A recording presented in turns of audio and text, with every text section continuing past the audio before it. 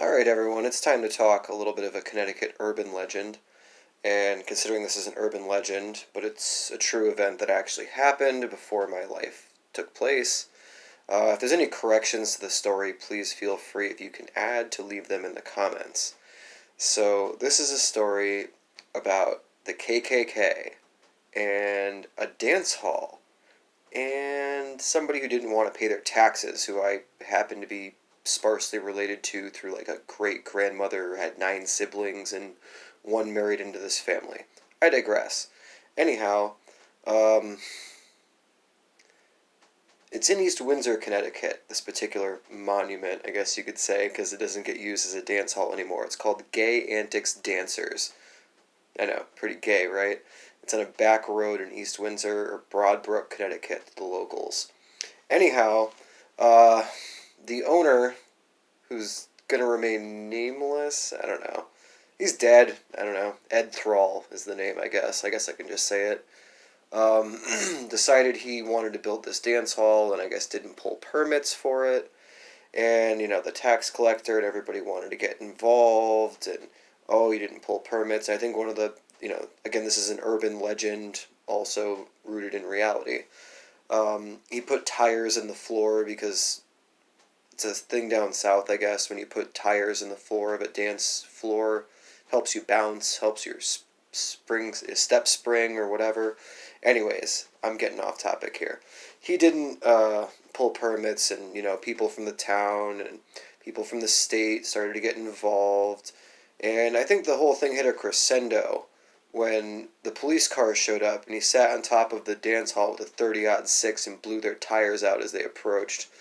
Anyways, I know he did some jail time, but I don't think it was anything serious. And it came down to more of a tax issue than anything.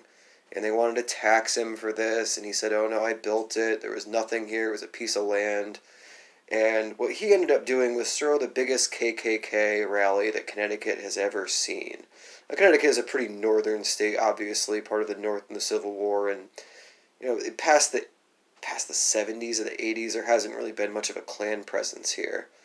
It's pretty dead ideology and everything else, but I think this is actually in the 70s or the early 80s. Um, he decided to throw the biggest KKK rally that Connecticut has ever seen. And what it ended up doing, and the whole reason he didn't do it for racist reasons, he did it to cost the state $1.3 million in damages. And in that, he was successful. So, long story short, one guy can make a difference, but you should probably not go that route. Anyways, if you know anything more about the story, I've probably missed a few things, and might have gotten one or two things wrong, but I tried to stay a little bit vague so I'm not misinforming the public here.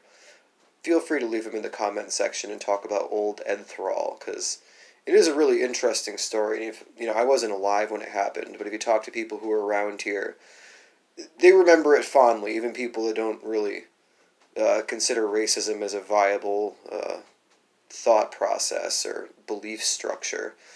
Even some of the more anti-racists will chuckle and joke about this particular event. I don't think anyone was harmed during the rally. I don't think it was a real violent thing. I think it just swamped, absolutely swamped, like kind of a rural town with lots of freaking people in white hoods and burning crosses and their whole shtick. But anyways, you can even look it up. The building still exists today. It's called Antics Dancers. I know Ed died years ago.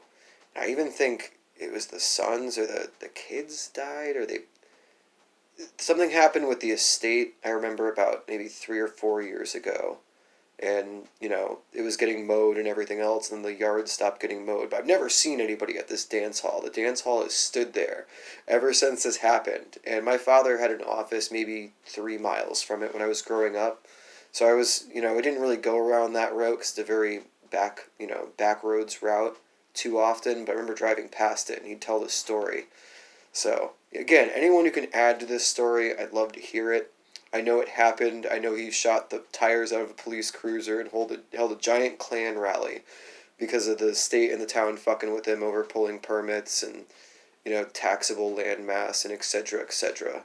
And while I think the Klan is kind of repugnant, at the same time, I really enjoy the message in telling the state, the town, and anyone who wishes to reward progress with taxes and a slap on the wrist. Fuck you. Thanks, everyone.